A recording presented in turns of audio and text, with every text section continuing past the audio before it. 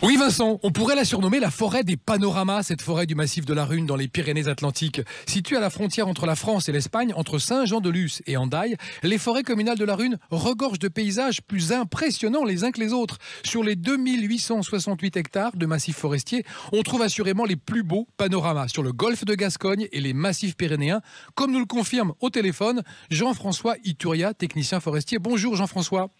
Oui, bonjour. Alors c'est vrai que cette forêt, c'est la forêt des panoramas, mais c'est surtout ce qu'on appelle une forêt en milieu ouvert. Ça veut dire quoi?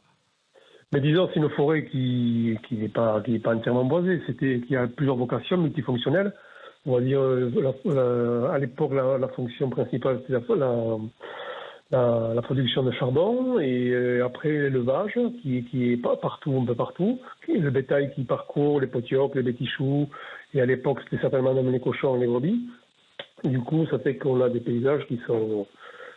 C'est pas une forêt comme on peut l'entendre, la forêt dans l'Est. C'est ça, c'est une forêt ouverte, qu'on n'a pas l'impression d'être dans un entrelac d'arbres, elle est plutôt aérée. Est-ce que son aspect est vallonné?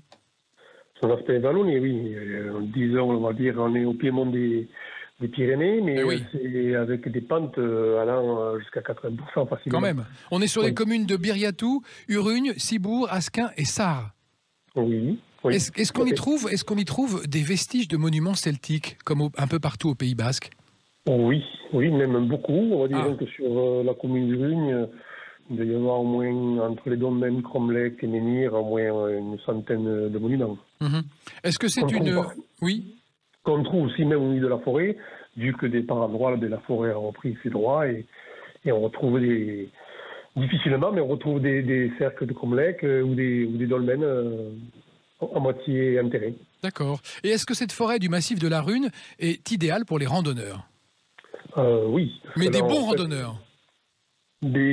Suivant les parcours, oui, il faut avoir une bonne condition. Il y a des c'est pas des grandes courses, mais on va dire c'est assez raide. Donc, avec un peu minéral aussi suivant les endroits. Oui. Par exemple, si vous montez à la Rhune, vous avez déjà d'entrée 850 mètres de dénivelé. Donc il faut mieux mettre bien chaussé.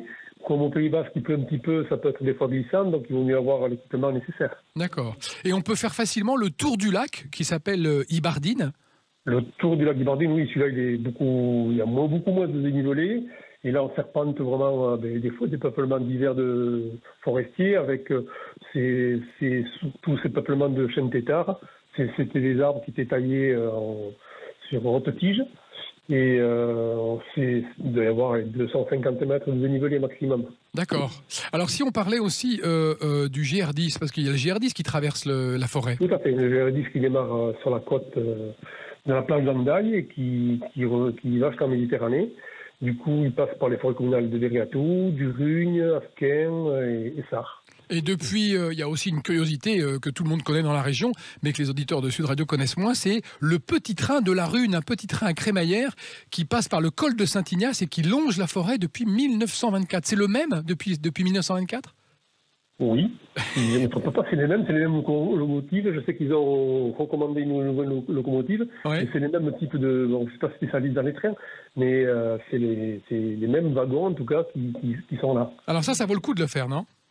Oui, c'est bon pour ceux c'est bien de le faire à pied aussi, mais c'est pour ceux c'est quand même particulier. C'est les wagons d'antan qui sont ouverts.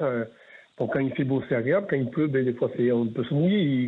Il peut faire un peu frais, mais ça permet de bien voir le panorama parce que ça monte lentement, et puis les animaux que l'on trouve sur place. Et c'est un petit train et la forêt aussi. Oui, et c'est un petit train, rappelons-le, qui va pas très vite.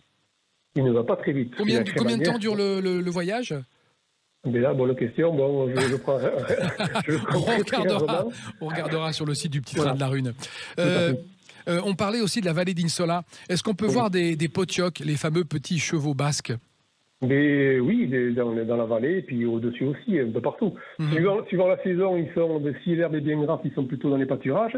Et quand il fait mauvais temps, ils se mettent à l'abri sous les arbres. Et quand les chênes ont des glands, ils sont au pied des chênes en train de se nourrir avec des glands. Et ils sont plutôt familiers, ils sont pas trop, ils sont pas très craintifs. Ils sont pas craintifs, ils ont l'habitude.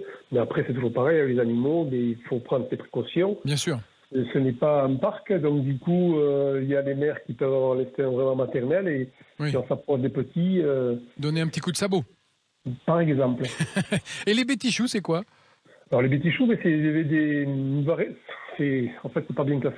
C'est ni classé ni bétail ni animaux sauvages, Oui. mais c'est une variété de vaches sauvages qui perdurent depuis des siècles et des siècles, on va dire. Et ça, on peut les voir aussi, on peut les voir. On peut les voir. Elles sont plus ou moins sauvages, suivant les zones. Bon, les endroits très fréquentés par le public, elles ont l'habitude, mais après, c'est pareil. Bon, quand on sont à l'époque quand on met bas des petits, il vaut mieux éviter de s'approcher des mères parce qu'elles ont des instinct très, très, très maternel. Oui, oui. Et Jean-François, alors quel est votre coup de cœur préféré dans cette forêt de la Rune pour finir? Mais moi, mon coup de cœur préféré, on va dire en ce moment, vu les chaleurs, j'aime bien la vallée d'Insola, qui emprunte un vieux chemin de l'époque type dit romain, mais en fait c'est plutôt médiéval, et qui parcourt cette vallée, qui est bien fraîche, avec ses grands chênes têtards, ses zones humides, et puis ces grands blocs de conglomérats de poudingue. D'accord. Et ça a une ambiance un petit peu particulière. Merci Jean-François de toutes ces bonnes idées et ces bonnes raisons pour sortir en forêt. Toutes les infos sur onf.fr et à plus sur les routes de l'été. Merci Jean-François. Merci, au revoir.